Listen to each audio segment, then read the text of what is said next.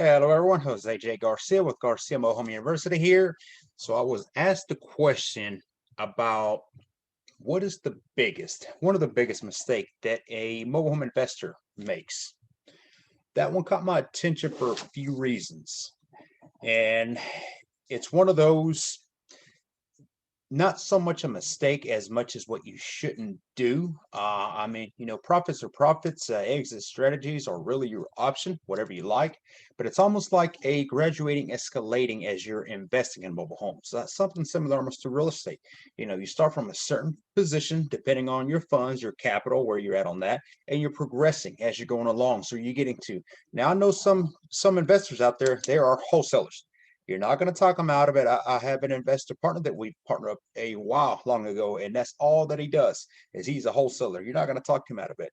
Now he wholesales real estate and mobile homes, so he's fairly active and he's doing well for himself. So, but again, one of the biggest mistakes that I see mobile home investors do is not buy enough and sell too much.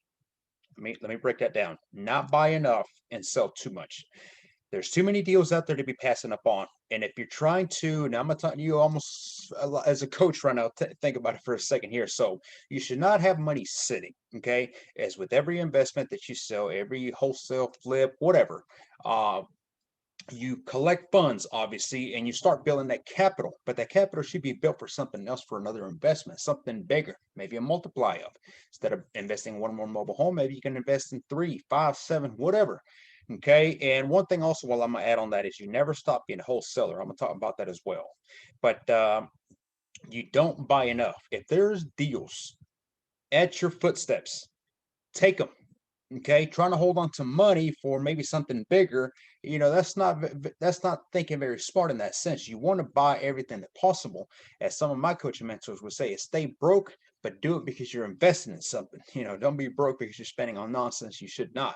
But I see that as a lot of investors pass up on deals because of this and that. I also see a lot of investors getting picky once they start getting into there and they start trying to find these easier kind of mobile homes to invest in. And I get it, that's fine and all. But if it's a deal, it's a deal. As long as the numbers check out, you should not be passing on that. If you don't want to take it on and rehab it, again, there's wholesale, there's connecting. You can pass it on to another investor, uh, somebody you're networking with, or you can even message us, and we have plenty of investors that are ready to take on. So, but the point is that if there are deals, you should be buying. You should be buying. Now, sell too much. Okay, as I was talking about progressing, so I started out with mobile homes with no money, very little money. And a lot of us, when we come into this game, this niche, this field, that's the way we come in. We come in it with no money. Okay. So the way you can start investing in mobile homes with no money as we coach you is you can be a wholesaler, you can be a bird dog, you can connect. There's ways you can start building a little capital and start growing and growing. But again, why are you growing and growing? Is to get to that next level. So let's say you do come in as a wholesaler. That's fine and all, but after two, three deals, maybe you should have plenty of funds to take on a mobile home that now you can rehab. Okay, maybe you can turn it into a rental. You're a landlord now. Maybe you can turn around and flip it. Maybe you can turn around and sell it and create a note, have offer financing. So there's options there. But when I say selling too much, it's too many investors are buying and selling, buy, sell. It's great that you've made this progress with the process here, that you're able to flip them quickly, turn them over. And that's the goal, is if you have one, especially if you are a wholesaler, is you get them, they have to be gone. You should have buyers before you have product and you know how to shop, right? But you should not be flipping them so quickly that you're just passing on. Here's the thing about a wholesale deal. Once you do the wholesale deal, that's it. You got paid for that one deal, and now you have to go seek another deal, and they're out there. But let's just say you run into these little stagnant areas where you may not find any deals. What are you going to do for income during this time? You should have something called passive income, which comes from rentals, rent to owns, nodes, etc. So you should be building these two bases, almost like you're wholesaling all the time. You never stop. The more you do this, the more deals that are going to come to you, and you cannot take every deal. So this is where you network with other investors, with wholesalers, whoever, right? And you're selling these off, but at the same time, you're building over here, whether it's rentals, rent to owns. This is creating your passive income, right? How many of these units, mobile homes, do you need to create a passive income? For those of you who still have a 9 to 5 job or whatever hours y'all work, that would be the first step that you should be thinking about and taking. Okay, what do you make in a week's time, 2 weeks, and a month's time? Okay, example, for instance, let's say you make 3,000 a month. Okay, you bring home 3,000. All right, how many units, how many mobile homes would you need over here in this passive, this is security, passive income that will equal your 3,000?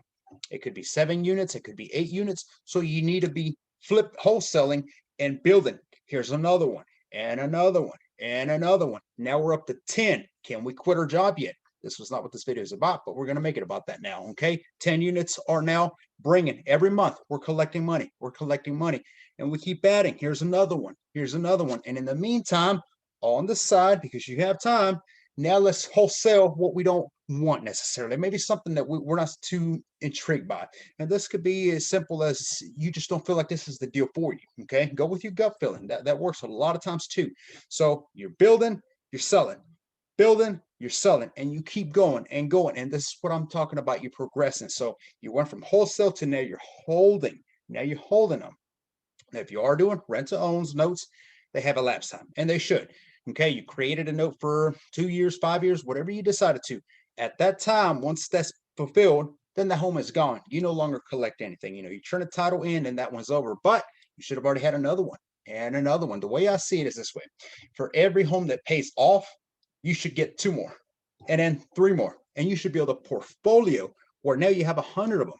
You don't own a park yet, but it doesn't mean that you can't have 5 in one park, 10 at another park, 15 at another park. Depends on what the park allows to.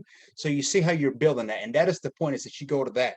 After you get to that department, the next level from there would be now you start finding land, private pieces of property somewhere where maybe you can put a mobile home, or already has a mobile home that you can buy. Now you're buying actually real estate. It is a mobile home, but if it's part of the land, part of the deed, now you have real estate, what we call a package, mobile home and land, right? That's the next level after that. Now you're flipping that, you're wholesaling that, which you can wholesale that from the get-go as well.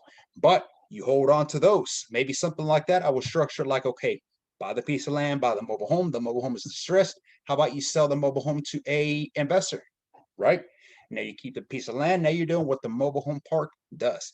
You own the land, the real estate, and you're going to rent that pad to them. All right, Mr. Investor, I'll sell you the mobile home for 2,000. It's distressed, beat up. You would have to take it under the title. That's for a whole nother video. If you're interested in that, definitely message me. But you will sell the mobile home directly to them as personal property on your land. They will fix it up, they will rehab it, and then they'll turn around and they can sell it, finance, whatever. But you're going to be collecting $300-400 a month on land. And you can do that for years and years. So you see, that's the next step, and it's more passive. Okay. Later on, you decide to flip that piece of land after you've done rented that pad for 10 years. How much money have you made? Surely all your money back. And then you turn around, you still flip it for the value of whatever has increased in a period of time, right? Because the land goes up. And then after that, you will look at mobile home parks. So you see, you progressed. Okay, I'm not against somebody saying I'm a wholesaler. That's all I do. At the end of the day, for each is own. But I would say that this game, along with many games, is there is levels that you're graduating. You're constantly growing. You're constantly doing something bigger, something better. Okay, same as maybe you start in a small county, small city, and you're starting to grow. We started in one county, and we're in 6 different states and taking 2 more this year.